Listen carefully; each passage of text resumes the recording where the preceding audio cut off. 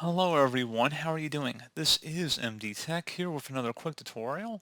In today's tutorial, I'm going to show you guys how to resolve if you're coming across an issue with your monitor that says that the current input timing is not supported by the monitor.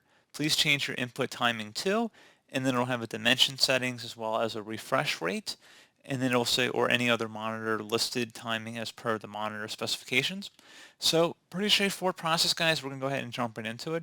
So take note of whatever the resolution it's requesting that you set it to, and then you would right click on a blank area of your desktop and you're going to select display settings.